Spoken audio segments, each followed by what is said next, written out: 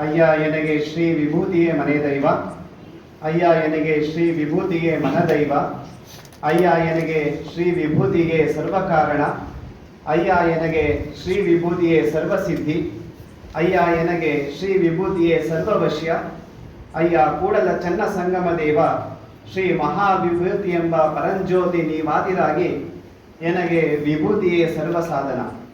ಬಸವಾದಿ ಪ್ರಮದರನ್ನ ಶ್ರೀ ಸಿದ್ಧಗಂಗಾ ಗುರು ಪರಂಪರೆಯನ್ನ ಭಕ್ತಿಯಿಂದ ಸ್ಮರಿಸುತ್ತಾ, ಪ್ರಾತಸ್ಮರಣೀಯರು ಮಹಾಲಿಂಗದೊಳಗಾದ ಪರಮ ಪೂಜ್ಯ ಶ್ರೀ ಶ್ರೀ ಶಿವಕುಮಾರ ಮಹಾಶಿವಯೋಗಿಗಳವರ ಶಿವಚೈತನ್ಯವನ್ನ ನೆನೆದು ಕಾರ್ಯಕ್ರಮದ ದಿವ್ಯ ಸಾನ್ನಿಧ್ಯವನ್ನು ವಹಿಸಿರುವ ಪೂಜ್ಯ ಗುರುದೇವರ ಶ್ರೀಚರಣಗಳಿಗೆ ಸಾಷ್ಟಾಂಗ ಪ್ರಣಾಮಗಳನ್ನು ಸಲ್ಲಿಸಿ, ಎಲ್ಲ ಅರಗುರು ಚರಮೂರ್ತಿಗಳಿಗೆ ಶರಣು ಸಮರ್ಪಿಸಿ, ವೇದಿಕೆಯ ಮೇಲೆ ಆಸೀನರಾಗಿರುವ ಶರಣಶ್ರೀ KM ಪರಮೇಶ್ವರಯ್ಯನವರೇ, ಎಲ್ಲ ಶರಣ ಬಂಧುಗಳೇ, ಪ್ರೀತಿಯ ವಿದ್ಯಾರ್ಥಿಗಳೇ, ಕಳೆದ ಗೋಷ್ಠಿಗಳಲ್ಲಿ ಅಷ್ಟಾವರಣದ ಅಧಿದೇವರೆನಿಸಿದ ಗುರು ಲಿಂಗ ಜಂಗಮರ ಸ್ವರೂಪವನ್ನು ಅರಿತು ಈ ಪೂಜ್ಯ ತ್ರಯರಿಂದ ಪ್ರಾಪ್ತವಾಗುವ ಫಲಗಳಾದ ಪಾದೋದಕ ಪ್ರಸಾದದ ಮಹತ್ವವನ್ನು ಬಹಳ ಸಂಕ್ಷಿಪ್ತವಾಗಿ ಅರ್ಥೈಸಿಕೊಂಡಿದ್ದೇವೆ.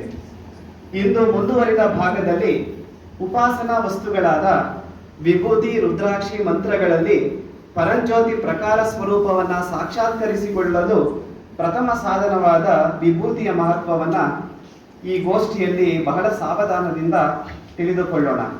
ಹಾಗಾದರೆ ಪ್ರಥಮದಲ್ಲಿ ವಿಭೂತಿ ಎಂದರೇನು? ವಿ ಎಂದರೆ ವಿಶೇಷವಾದ, ಭೂತಿ ಎಂದರೆ ಸಂಪತ್ತು. ಅಂದರೆ ಯಾವುದು ವಿಶೇಷವಾದ ಸಂಪತ್ತನ್ನ ನೀಡುತ್ತದೆಯೋ ಅದನ್ನೇ ವಿಭೂತಿ ಎಂದು ಕರೆಯಲಾಗುತ್ತದೆ. ಶಿವನ ಮೈ ಬೆಳಗ್ಗೆ ದಿವ್ಯ ಬಸಿತ ಎಂದೆನಿಸಿಕೊಳ್ಳುತ್ತದೆ. ಯಾವುದು ಶಿವನಾಮವಾಗಿರುವುದು, ಯಾವುದು ಶಿವನ ಸ್ವರೂಪವನ್ನ ಪ್ರಕಾಶಗೊಳಿಸುತ್ತದೆಯೋ ಅದನ್ನ ವಿಭೂತಿ, ಬಸಿತ, ಇನ್ನೂ ಅನೇಕ ಹೆಸರುಗಳಿಂದ ನಾವು ಕರೆಯುತ್ತೇವೆ. ಸತ್ವ ರಜ ತಮೋ ಗುಣಗಳನ್ನು ಕಳೆದುಕೊಂಡು ಕೇವಲ ಶುದ್ಧ ಸಾತ್ವಿಕ ಕಡೆಗೇರಿದ ಇಂದ್ರಿಯವೆಂಬ ಆಕಳಿನ ಸದ್ಗುಣ ಭರಿತ ಸತ್ಕ್ರಿಯೆಗಳೆಂಬ ಸಗಣಿಯನ್ನು ಜ್ಞಾನಾಗ್ನಿಯಲ್ಲಿ ಕಾಂತಿ ಬರುವಂತೆ ದಹಿಸಿದಾಗ ದೊರಕುವುದೇ ವಿಭೂತಿ.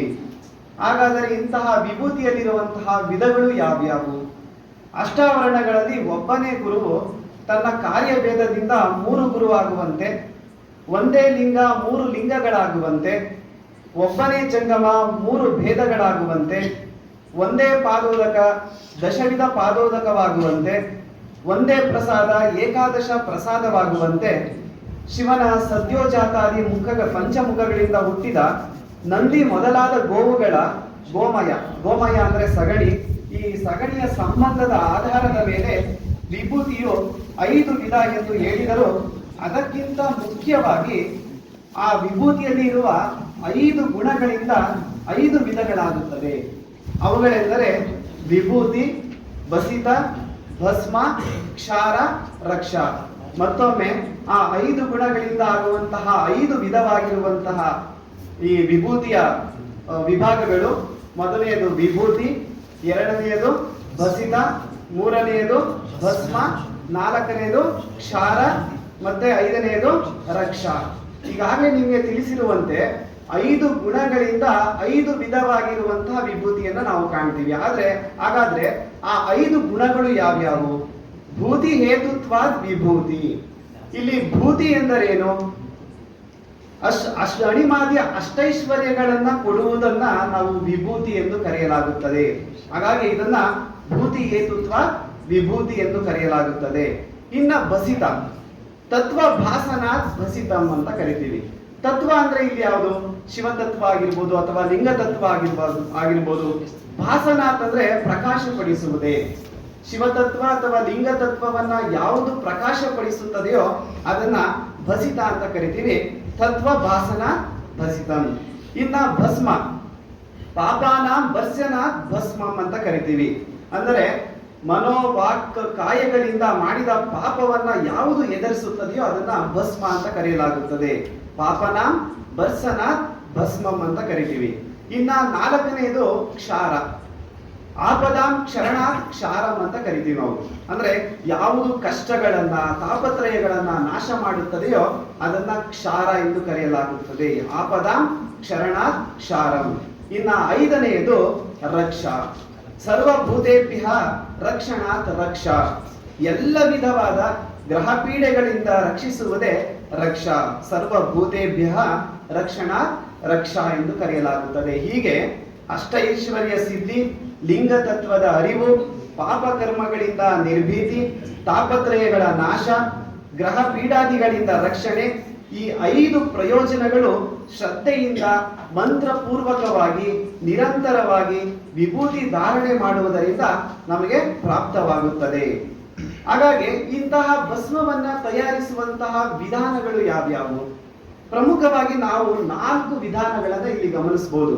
ಒಂದು ಕಲ್ಪ ಭಸ್ಮ, ಇನ್ನೊಂದು ಅನುಕಲ್ಪ ಭಸ್ಮ, 3ನೇದು ಉಪಕಲ್ಪ ಭಸ್ಮ, 4ನೇದು ಅಕಲ್ಪ ಭಸ್ಮ ಅಂತ. ಈ 4 ವಿಧಾನಗಳಿಂದ ಭಸ್ಮವನ್ನ ತಯಾರಿಸಲಾಗುತ್ತದೆ. ಕಲ್ಪ ಭಸ್ಮ ಅಂದ್ರೇನು? ಈ ವಿಧಾನ ಹೇಗಿರುತ್ತದೆ?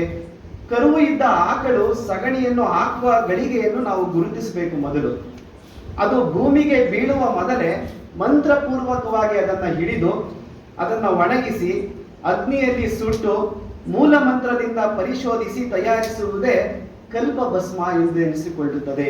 ವಿಶೇಷವಾಗಿ ನಾವು ಶಿವಯೋಗ ಮಂದಿರದಲ್ಲಿ ಈ ರೀತಿಯಾಗಿರ್ತಕ್ಕಂಥ ಭಸ್ಮವನ್ನು ತಯಾರಿಸುವುದನ್ನು ನಾವು ಕಾಣಬಹುದು. ಇಲ್ಲಿ ಗೋಮಯದಿಂದಲೇ ವಿಭೂತಿಯನ್ನ ತಯಾರಿಸುವಂತಹ ಉದ್ದೇಶವೇನು? ನೋಡಿ, ಹಸುವಿನ ಸಗಣಿಯಲ್ಲಿ ರೋಗ ನಿರೋಧಕ ಶಕ್ತಿ ಇರುವುದರಿಂದಲೇ ನಾವು ಗೋಮಯ ಅಂದ್ರೆ ಸಗಣಿಯನ್ನೇ ನಾವು ಆಯ್ಕೆ ಮಾಡಿಕೊಳ್ಳಲಾಗುತ್ತದೆ. ವಿಶೇಷವಾಗಿ ನಮ್ಮ ಮಠದಲ್ಲಿ ಬರುವಂತಹ ಭಕ್ತಾದಿಗಳಿಗೆ ಆಶೀರ್ವಾದ ಪೂರ್ವಕವಾಗಿ ಈ ಕಲ್ಪ ಭಸ್ಮವನ್ನೇ ಕೊಡುವುದು ರೂಢಿಯಲ್ಲಿದೆ. ಇನ್ನ 2ನೇದು ಅನುಕಲ್ಪ ಭಸ್ಮ.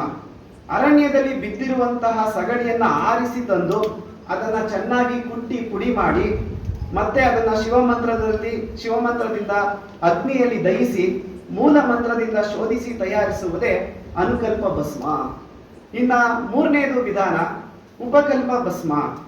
ಅಂಗಡಿಗಳಿಂದ ತಂದ ಭಸ್ಮವನ್ನ ವಸ್ತ್ರದಲ್ಲಿ ಶೋಧಿಸಿ ಗೋಮೂತ್ರದಿಂದ ಅದನ್ನ ಕಲಸಿ ಉಂಡೆ ಮಾಡಿ ಶಿವಮಂತ್ರದಿಂದ ಅಗ್ನಿಯಲ್ಲಿ ಸುಟ್ಟು ಮೂಲ ಮಂತ್ರದಿಂದ ಶೋಧಿಸಿ ತಯಾರಿಸುತ್ತದೆ ಉಪಕಲ್ಪ ಭಸ್ಮ ಎಂದೆನಿಸಿಕೊಳ್ಳುತ್ತದೆ. ಇನ್ನ ಕೊನೆಯ ವಿಧಾನ ಅದು ಅಕಲ್ಪ ಭಸ್ಮ. ಶುಚಿರ್ಭೂತವಾದ ಸಗಣಿಯನ್ನ ತೆಗೆದುಕೊಂಡು ಮಂತ್ರ ಸಂಸ್ಕಾರಾದಿಗಳಲ್ಲದೆ ಹಾಗೆ ತಯಾರಿಸುತ್ತದೆ ಅಕಲ್ಪ ಭಸ್ಮ ಎಂದು ಕರೆಯಲಾಗುತ್ತದೆ. ಒಟ್ಟಾರೆ ಈ 4 ವಿಧಾನಗಳನ್ನು ನಾವು ಭಸ್ಮ ತಯಾರಿಸುವುದರಲ್ಲಿ ಗಮನಿಸಬಹುದು. ಹೀಗೆ ಈ ಭಸ್ಮವನ್ನ ತಯಾರಿಸಿದಂತಹ ಭಸ್ಮಗಳಲ್ಲಿ ಅತ್ಯಂತ ಶ್ರೇಷ್ಠವಾದದ್ದು ಕಲ್ಪ ಭಸ್ಮ ಅಂತ ನಾವು ಕರಿತೀವಿ. ಅದನ್ನೇ ನಾವು ಧಾರಣೆಯನ್ನ ಮಾಡಬೇಕು.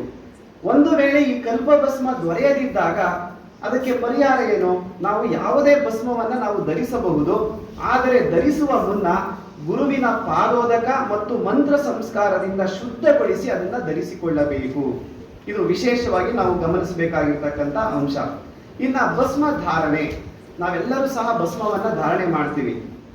ಈಗ ನಾವು ಗಮನಿಸಬಹುದು, ಈ ತ್ರಿಪುಂಡ್ರವನ್ನು ಭಕ್ತರು ಸದಾಕಾಲ ಧಾರಣೆ ಮಾಡಿರುವುದು ಅತ್ಯಂತ ಶ್ರೇಷ್ಠ ಅಂತ ನಾವು ಕರಿತೀವಿ. ನಾವು ಇಲ್ಲಿ ತ್ರಿಪುಂಡ್ರವನ್ನೇ ಏಕೆ ಧಾರಣೆಯನ್ನ ಮಾಡಬೇಕು? 3 ಎಳೆಯ ಭಸ್ಮವನ್ನ ಯಾಕೆ ಧಾರಣೆ ಮಾಡಬೇಕು? ಈ ತ್ರಿಪುಂಡ್ರಗಳು ಸತ್ವ, ರಜ, ತಮೋ ಗುಣಗಳನ್ನು ಮೀರಿ ನಿಂತ ವ್ಯಕ್ತಿತ್ವವನ್ನ ಸೂಚಿಸುವಂತ ಸಂಕೇತಗಳಾಗಿದೆ. 3 ಎಳೆಗಳು, ಒಂದು ಸತ್ವ, ಇನ್ನೊಂದು ರಜ ಮತ್ತೆ ತಮೋ ಗುಣಗಳನ್ನ ಮೀರಿ ನಿಂತಿರುವಂತ ವ್ಯಕ್ತಿತ್ವ ಅಂತ ತೋರಿಸಿಕೊಡುತ್ತದೆ. ಇನ್ನ ಭಕ್ತಿ, ಜ್ಞಾನ, ವೈರಾಗ್ಯ ಸಂಪನ್ನನೆಂಬ ಕುರುಹನ್ನ ಆ 3 ಎಳೆಗಳು ತೋರಿಸುತ್ತದೆ. ಅಷ್ಟೇ ಅಲ್ಲ, ಹೆಣ್ಣು, ಹೊನ್ನು, ಮಣ್ಣು ಈ 3 ತ್ರಿಮಲಗಳಿಂದ ಮುಕ್ತನಾದವನೆಂಬ ಸಂಕೇತವನ್ನ ಇದು ಸೂಚಿಸುತ್ತದೆ. ಮತ್ತೆ ಈ 3 ರೇಖೆಗಳು ಆ ಉ ಮಾ ಎನ್ನುವಂತಹ ಬೀಜ ಮಂತ್ರಗಳ ಸಂಕೇತವಾಗಿದೆ. ಅಷ್ಟೇ ಅಲ್ಲ, ಈ 3 ರೇಖೆಗಳು ಬ ಸ ವ ಎನ್ನುವಂತಹ ಮಂತ್ರಾಕ್ಷರವನ್ನ ಸೂಚಿಸುತ್ತದೆ. ಹಾಗಾಗಿ ನಾವು ಪ್ರತಿ ಸಂದರ್ಭದಲ್ಲೂ 3 ಎಳೆಗಳ ಭಸ್ಮವನ್ನೇ ನಾವು ಧಾರಣೆಯನ್ನ ಮಾಡಬೇಕು. ಅದಕ್ಕೆ ಅಣ್ಣ ಬಸವಣ್ಣನವರು ತಮ್ಮ ವಚನದಲ್ಲಿ ಕೂಡಲ ಸಂಗನ ಶರಣರಿಗೆ ನೊಸಲ ವಿಭೂತಿಯೇ ಶೃಂಗಾರವೆಂದು ಮನದುಂಬಿ ಹಾಡಿರುವುದನ್ನು ನಾವು ಗಮನಿಸಬಹುದು. ಹಾಗಾಗಿ ಇಂತಹ ತ್ರಿಪುಂಡ್ರವನ್ನ ಬಲಗೈಯ ಮಧ್ಯದ 3 ಬೆರಳುಗಳಿಂದ ಅಲ್ಲಿ ಮಂತ್ರ ಸಂಬಂಧ ಮಾಡಬೇಕು.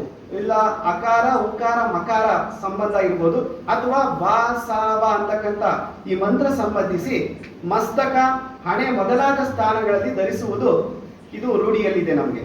ಮತ್ತೆ ನಮ್ಮ ಬೆರಳುಗಳು ಎಷ್ಟು ದಪ್ಪನಾಗಿರುತ್ತವೆಯೋ ಅಷ್ಟೇ ಗಾತ್ರದ ಭಸ್ಮ ರೇಖೆಗಳು ಇರಬೇಕಾಗಿರುತ್ತದೆ ಅಂತ ಸೂಚನೆಗಳನ್ನ ಕೊಡ್ತಾರೆ.